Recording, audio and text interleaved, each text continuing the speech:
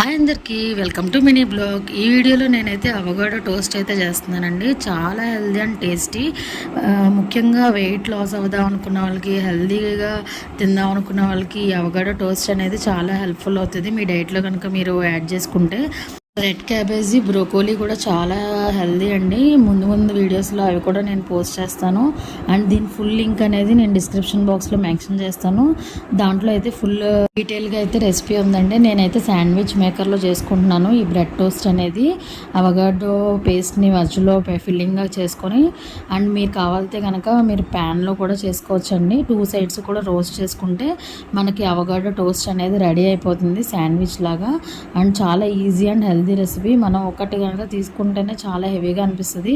మీరు కూడా ఈ రెసిపీని ట్రై చేయాలంటే ఫుల్ లింక్లో అయితే మీరు చూడండి. ఈ వీడియో కనుక మీకు నచ్చినట్లయితే ఖచ్చితంగా ఈ రెసిపీని ట్రై చేసి ఎలా వచ్చిందో కామెంట్ సెక్షన్లో చెప్పండి. Bye friends.